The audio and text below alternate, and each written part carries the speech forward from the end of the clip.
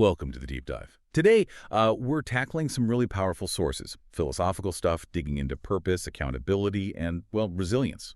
We're looking at an author's reflection, specifically linking, growing up in poverty with this ultimate goal of usefulness. Yeah, it gets pretty deep. We'll touch on idolatry, a broad definition there, and fate, destiny. But the real hook, I think, is this idea. The sources basically say that challenges, things that felt unbearable at the time, were actually a blessing, which sounds, well, quite contradictory. Okay, let's unpack this. It really is the core tension, isn't it? And it comes directly from the author's own life. Born poor, outskirts of Casablanca.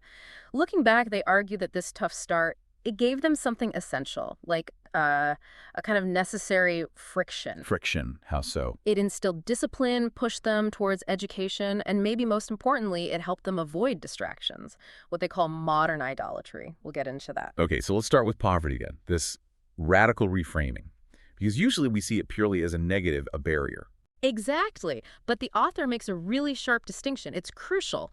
They say being born poor, that's fate. It's not your fault. Circumstance. Right, external. But staying poor, that's framed very differently as the individual's responsibility, their problem to solve.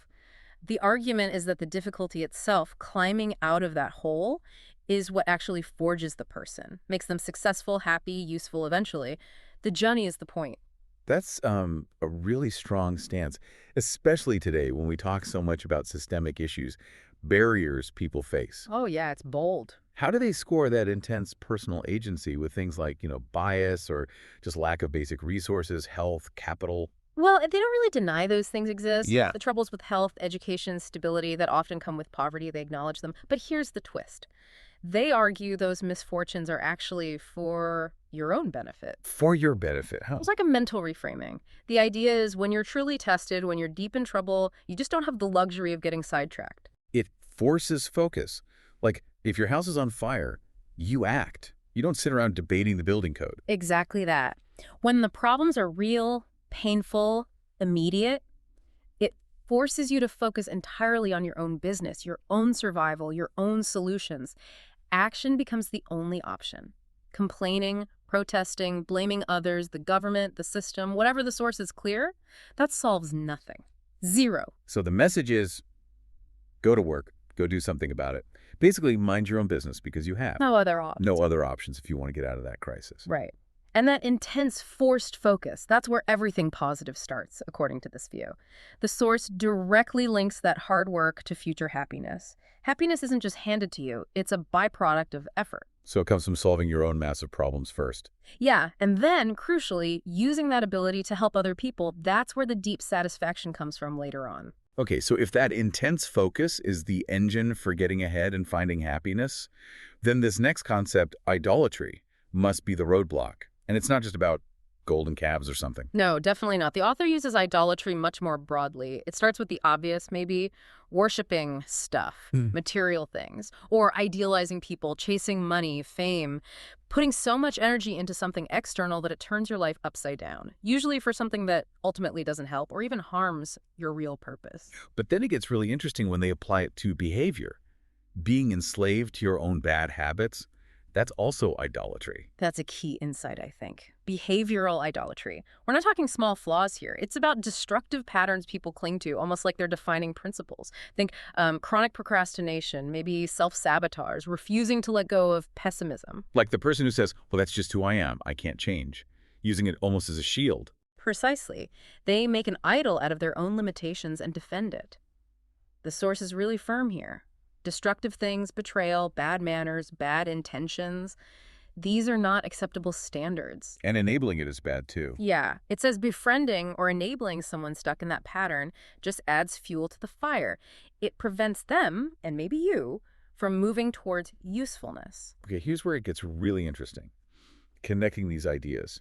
So if poverty or deep trouble forces this necessary focus, then idolatry, whether it's worshiping stuff or being enslaved by your own bad habits, that actively blocks you from reaching the main goal. Exactly. If you're pouring all your energy into distractions, external idols, or just fighting your own self-destructive patterns, you can't focus on becoming useful. You're stuck. You're stuck. You can't fulfill that core purpose. So let's talk about that purpose then. What is the ultimate goal, according to these sources? It's not just getting rich or comfortable, is it? No, it's much bigger than that. Yeah. They frame it as a destiny of usefulness. A destiny of usefulness, Mhm. meaning The end goal should be to benefit humankind, to actively strive to be helpful. And this gives us a really stark contrast to a life lived, well, without that active contribution. the source is quite critical of just Yeah. existing. Very critical. It talks about a life that's just waking up, bathroom, eating, sleeping, dying.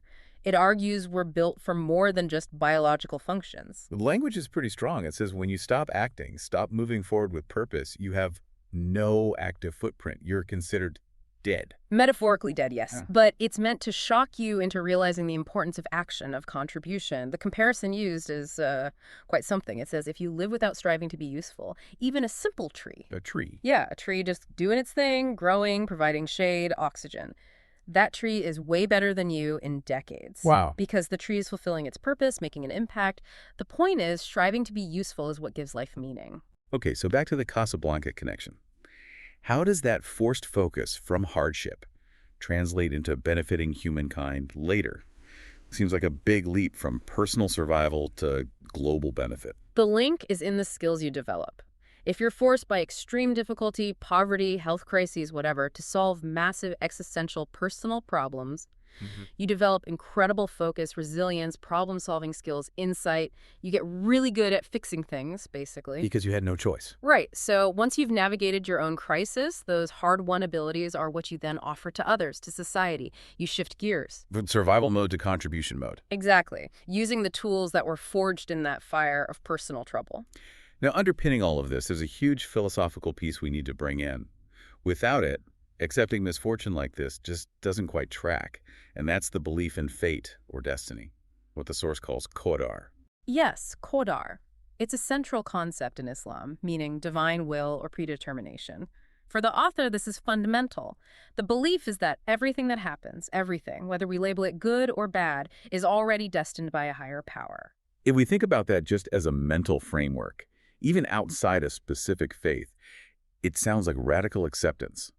Plus, maybe a way to minimize unproductive worrying. If it was meant to happen, agonizing over the why is wasted energy. That's a good way to put it. Energy that could be used for action. The source lays out examples for both sides. There's good fate, things going well, you have a decent job, maybe, family's okay, good health. The response, thankfulness, appreciation, gratitude first. Okay. Then there's misfortune or bad fate. Could be something huge like losing someone you love, or it could be small like missing your bus. The scale doesn't matter to the principle. Doesn't change the underlying principle that it was destined, fate. So, if we connect this to the bigger picture, the message for you, the listener, is pretty powerful. If something happens, good or bad, it's destiny. You need to acknowledge it, assess it maybe. But prolonged, unproductive emotional reactions, that's where the source draws a line. Right. It warns against getting stuck in worry, crying, being ungrateful. Yeah, it actually suggests that kind of negative reactive state just attracts more of the same negativity towards you, like attracts like. So the key is accept, learn, and redirect that energy immediately. Immediately towards the next useful action. Always back to usefulness. This whole philosophy then leads to what seems like another contradiction, given all the focus on hardship. The source has actually promised that. We are destined to be happy. Yeah. How does that fit? Well, the happiness isn't the starting point, and it's not guaranteed along the way. It's the end result. Ah, okay. It's the destination you reach after fulfilling that destiny of usefulness. Exactly. So if you're not happy now, it doesn't mean the system is broken. It just means you haven't arrived yet. And that unhappiness should actually be fuel to keep striving. That's the idea. It should motivate you, not make you give up. Okay, so let's try to synthesize this. Based on this whole framework, accepting fate, focusing on usefulness, avoiding idolatry, what are the core takeaways, the action items for someone listening? We can boil it down first. Accept your situation. Good, bad, whatever it is. See it as destiny. Use that acceptance to cut down on the unproductive anxiety. Okay, step one, radical acceptance. Second, strive relentlessly to be as useful as you possibly can to other human beings. Use those skills you learn from your own struggles. Step two, aim for usefulness. Third, steer clear of the bad stuff. Bad behavior, bad manners, bad intentions. Avoid that behavioral idolatry we talked about. the things that destroy your focus and prevent usefulness. Step 3, avoid self-sabotage and negativity. And fourth, for the faithful specifically mentioned in the source material, fulfill your duties to God. That's an integral part for the author. So the journey itself, the difficulty, like the Casablanca poverty or whatever unbearable trouble someone faces now, isn't a punishment. No, it's presented as the mechanism, the very thing designed to sharpen your focus, strip away the distractions, and create the perfect conditions for you to eventually become useful.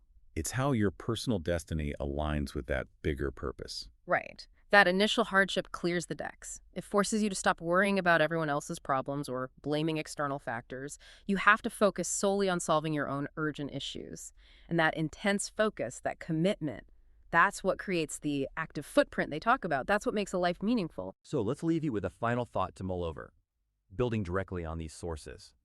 If deep trouble really is a blessing because it forces you into that laser focus, making you solve your own problems because you literally have no other options, what unrecognized blessing, what opportunity for intense focus and problem solving might you be currently distracted from? Perhaps by spending energy blaming systems, circumstances, or other people around you.